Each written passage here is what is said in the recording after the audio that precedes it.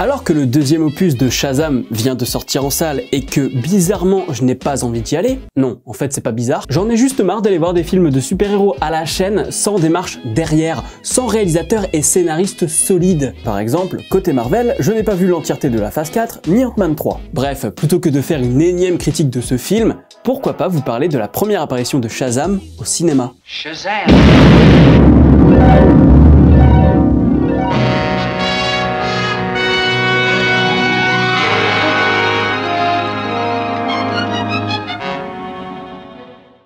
Avant de vous parler de la première apparition sur les écrans de cet ado qui se transforme en super-héros dès qu'il crie Shazam, parlons de sa création. Le personnage apparaît pour la première fois en 1940 dans le numéro 2 de Whiz Comics, édité par Fawcett Publications. Et donc, contrairement à ce que l'on pourrait croire, ce n'est pas un super-héros de DC Comics.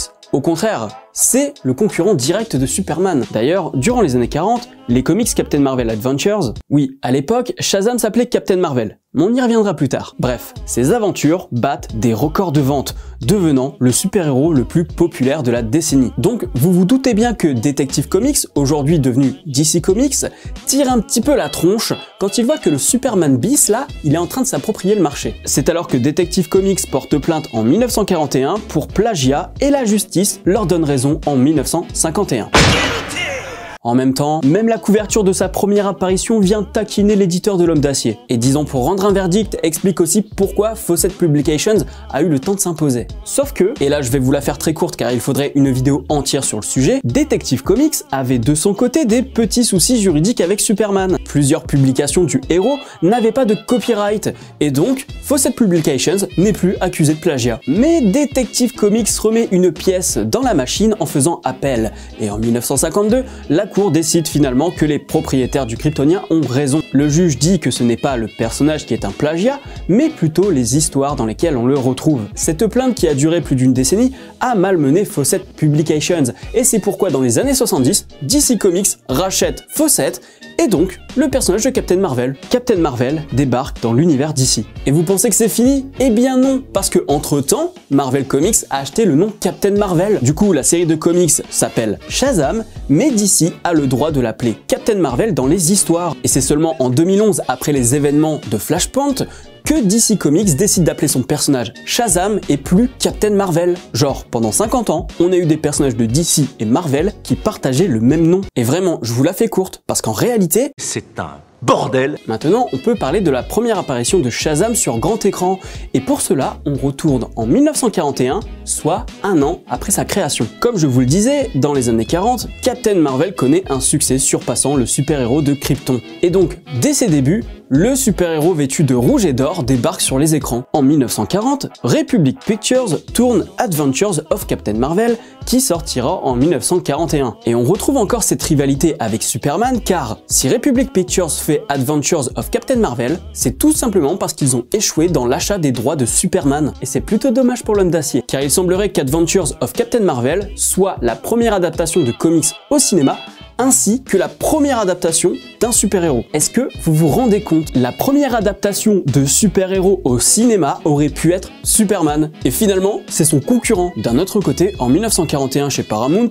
on avait les dessins animés des frères Fletcher, donc ça valait le coup. Cette adaptation de Captain Marvel n'est pas un long métrage comme vous avez l'habitude de les voir. C'est en réalité un serial. Et là, je sais ce que vous vous dites. Un serial, c'est quoi?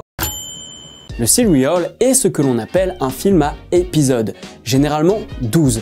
Et l'un des plus connus est certainement Les Vampires de Louis Feuillade, film qui raconte l'histoire d'une bande de criminels qui se font appeler les vampires. Donc ce serial s'appelle Les Vampires, mais il n'y a pas de vampires. Tout à fait. Ce format était l'équivalent d'une mini-série que l'on regardait au cinéma. Et Republic Pictures en a fait sa marque de fabrique avec différents genres. Du policier avec Dick Tracy, du western d'aventure avec Zorro le Vengeur masqué, seule fois où Zorro est incarné par une femme. Ouais, d'abord Zorro, ensuite 007, il y en a vraiment marre du wokisme, moi je vous le dis, hein. Non, lâche ton vaccin. Ou encore la science-fiction avec Commando Cody. On ne fait qu'observer le vaste univers.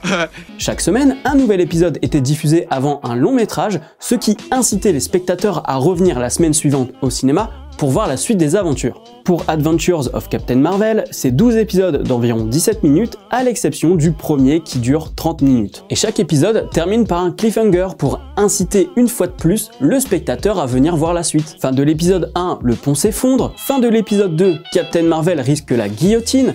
Fin de l'épisode 3, est-ce que Billy est mort dans l'explosion de son avion? Bref, vous avez compris. Finalement, est-ce que le serial ne se rapprocherait pas du format comic book?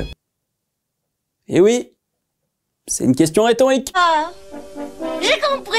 Adventures of Captain Marvel est une origin story réalisée par William Whitney et John English. Enfin, je dis origin story, en réalité t'as juste le vieux Shazam qui sort de sa planque, qui dit à Billy, tiens t'as des super pouvoirs, et si tu dis Shazam, bah tu te transformes, et puis bah il se casse. Voilà, c'est juste pour les non-lecteurs, pour qu'il soit à la page. Donc dans cette histoire, on retrouve Billy, incarné par Frank Coughlin Jr., qui lorsqu'il dit Shazam se transforme en Captain Marvel, incarné par Tom Tyler. Et c'est alors qu'il devient invincible. Dans ce serial, nous avons une expédition archéologique qui part à la recherche d'un trésor inestimable, celui de la dynastie du Scorpion. Non, pas celui-là. Et un méchant du nom de Scorpion va s'emparer du trésor. On est bien plus proche d'une aventure à la Indiana Jones qu'un serial avec un super-héros qui est quasiment un dieu. En même temps, le budget est dérisoire. Moins de 150 000 $, c'est peu. En comparaison, la même année, Citizen Kane, c'est 686 000 $. Et il dure 2 fois moins de temps. Et donc, comme on a peu de budget, Billy essaye de s'en sortir sans se transformer, alors que s'il devenait Captain Marvel, ce serait réglé en 2 minutes. Et malgré tout ça, ce n'est pas mauvais, c'est du serial plutôt bien exécuté, c'est pas pensé pour être novateur. En revanche, le travail fait en vitesse se ressent, parce que le langage cinématographique en prend un coup. Par exemple, on envoie bouler les raccords dans l'axe à de nombreuses reprises. D'un autre côté, la transformation fonctionne plutôt bien. Je dis plutôt bien parce que là c'était réussi, mais parfois ça l'est pas.